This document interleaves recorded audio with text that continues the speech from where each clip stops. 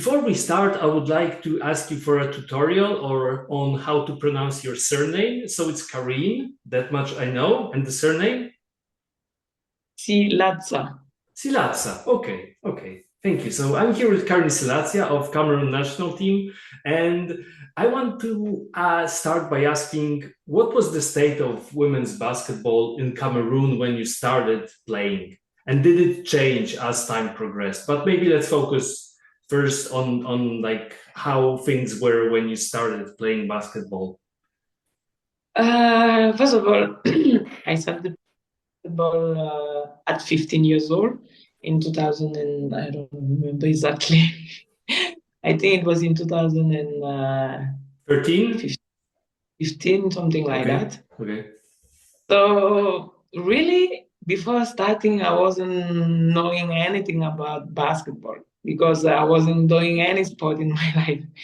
But as soon as I started playing it, Uh, basketball was not that much, it's Popular? not the first sport in Cameroon, so it's not, there's not, when you play, there's not a lot of people, so it's just like people love it, just play it, and yeah. So I started playing it, and really I like it. And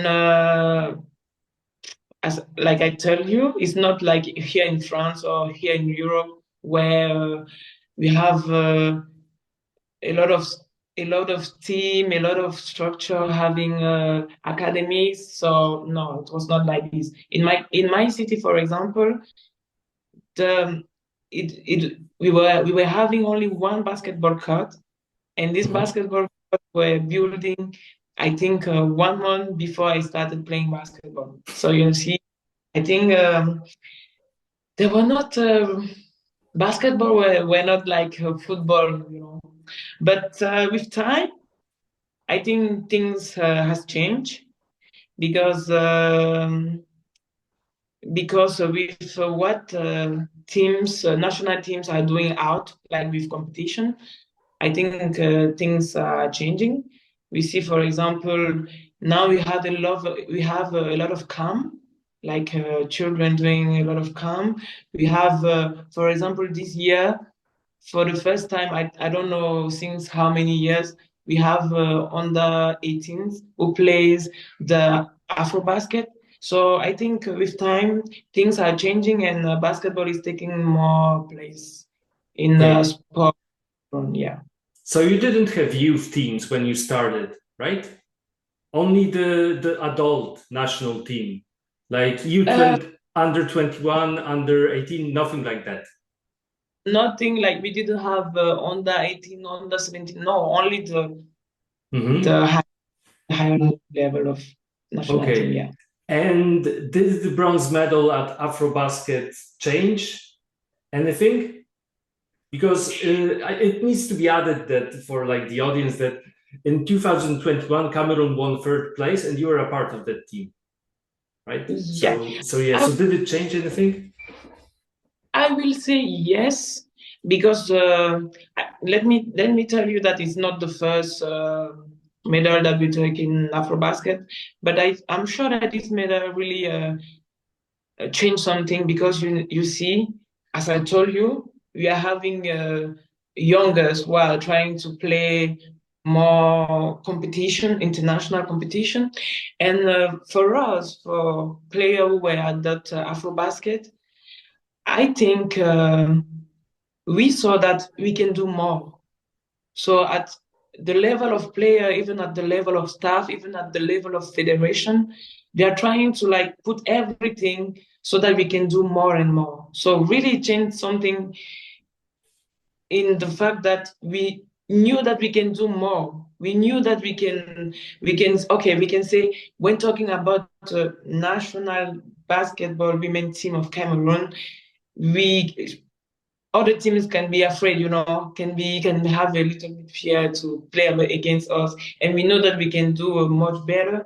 So it is in this way that we are working hard, players and staff and everything, to give better. So yes, it changed something. Okay. And you said that you started playing basketball at 15.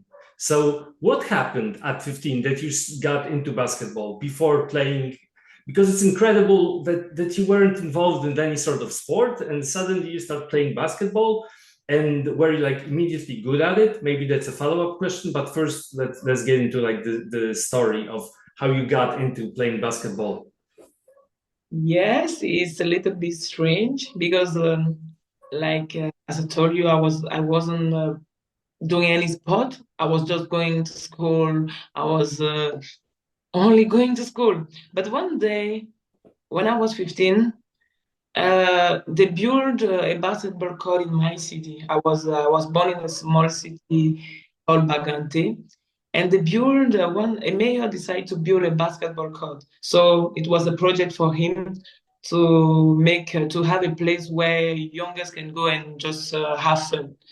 So I was at school like this with one of my friends called Julie, and she told me, "Hey, Carine, after school, can you, if you want, we can go to that new court and try to play, like have fun."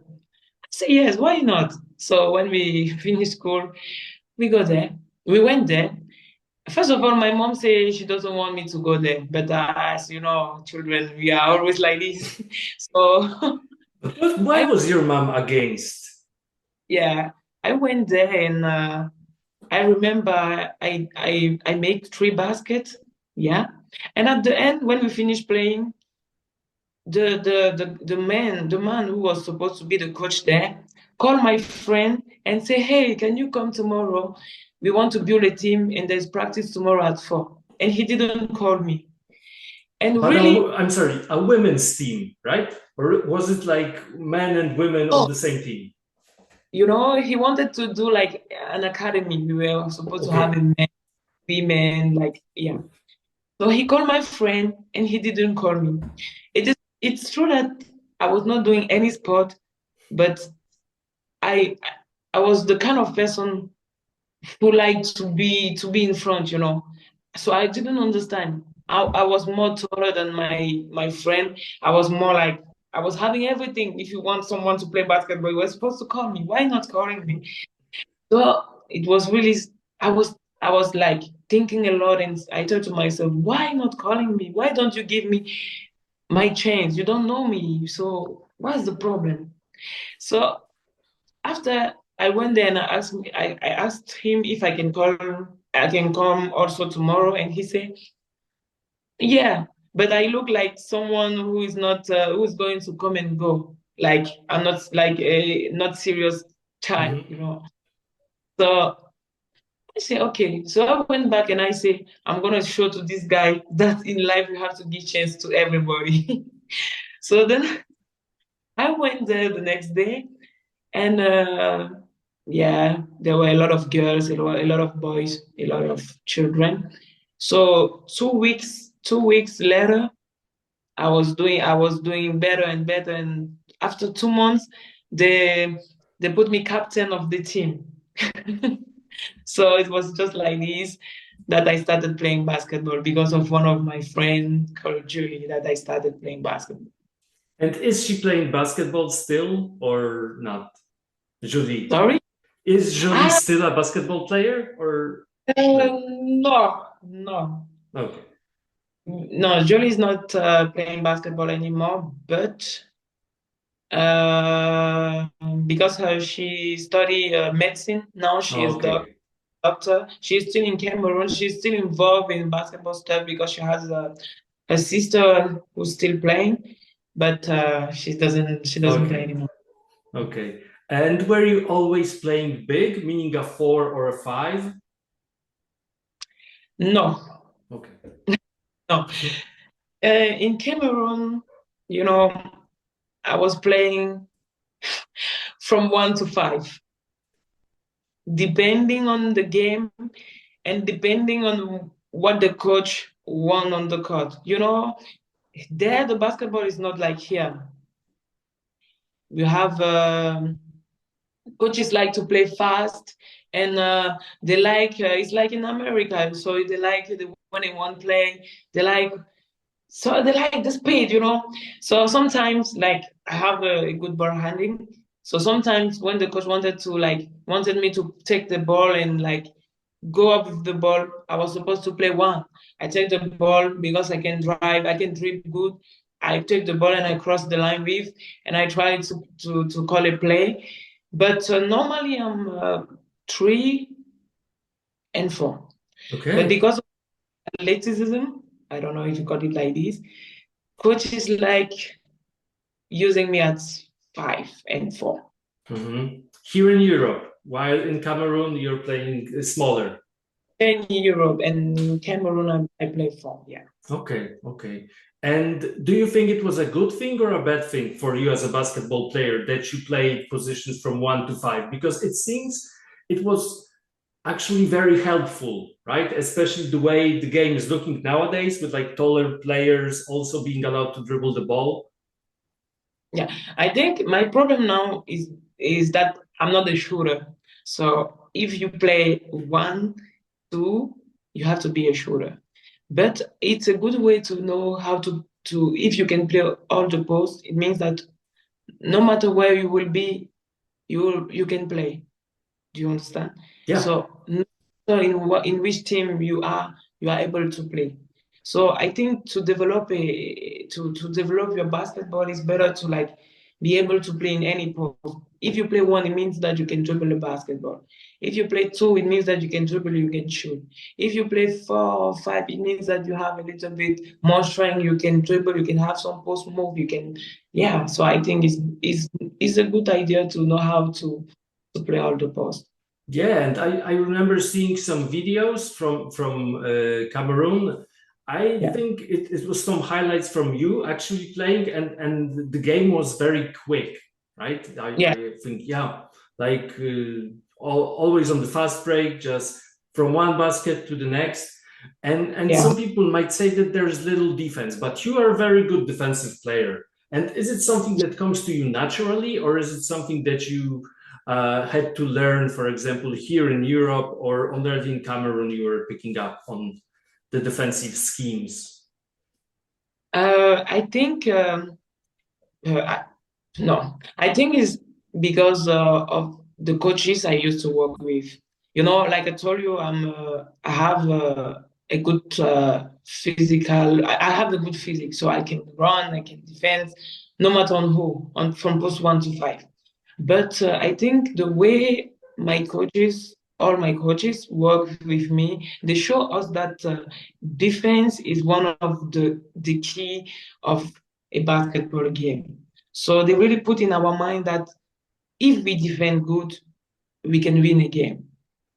So every time we were having practice, they were really putting some pressure on us to be like in this defense mode, so that every time we were working on our defense every time. So they really put in our mind that defense is one of the keys of a basketball game. So if you want to win a basketball game, if you defend well, you can have more chance to win the game, because good defense give good offense. I don't know if you understand. Yeah, When you defend, you can run the fast break after you rebound after a good defensive play. It's easier to get on the fast break and just run towards the basket. Yep. as a basketball player, is when I defend well that I have energy to do what I know how to do in offense. So when I defend and I catch, I succeed to steal a ball. Really, it brings something new in me and give me that energy to be more good in offense. Yeah. Mm-hmm. And I also want to ask you about, because you were most often number 23, right?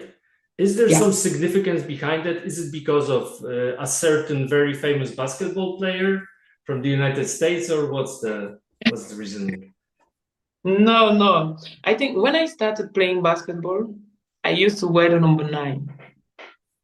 As I told you, I wasn't know any sport. I wasn't know basketball, and football is the Okay. last sport in Cameroon, and I know Samuel Eto'o, who is the legend in Cameroon, and he was wearing the 9. And I said to myself, why not? I'm gonna wear the 9.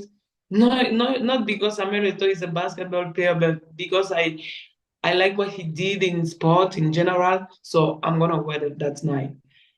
But as soon as I started playing in the first league in Cameroon, so I moved from junior to senior. Mm-hmm. I used to change coach, so I was having a new coach, and that coach, I don't know why, but he saw in me a LeBron James, and he told me that you're gonna wear the 23. He obliged me. He said, "You're gonna wear the 23." But I wasn't having any. For me, a number is just a number. At that moment, a number was just a number. So when he said that, I said, "Okay, I'm gonna wear it." But as soon as I was growing basketball, I really noticed that really number sometimes we can put something else in numbers. So people were really like call me LeBron James, like a feminine LeBron James in Cameroon, and step by step I started loving this number, and really today I love it because it's the number of LeBron James, and I love how he play, and yeah, I'm really happy to have this number on my jersey. Okay. And I want to ask you also, in the 2023 African Championships, the last Yeah, game you guys played against Mozambique, and you spent the whole contest on the court, right? 40 minutes, you have 14 yeah. points, 6 rebounds. And how do you develop conditioning for because it's not a long tournament, but from what I see here, you played 4 games there, right? I think. Yeah. And how do you develop conditioning for that sort of competition? Because it requires you to play day almost by day or once every 2 days for large amounts of minutes. So how did you prepare for that? Uh, just thanks my coach Roger Dassi, because when I moved from my city where I grew to Yaoundé, where I started playing in senior league. I used to work with my coach who has an academy in Yaoundé named African Can Play Basketball Academy. We used to work every day. Every morning, we were working on our physical ability. So we have to run a lot every day.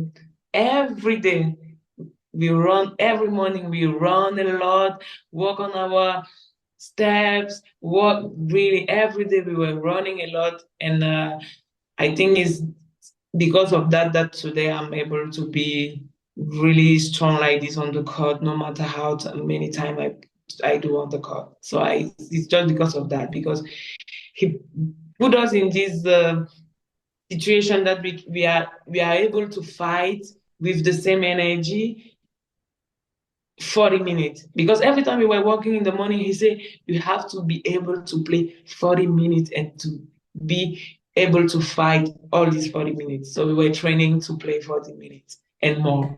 Yeah.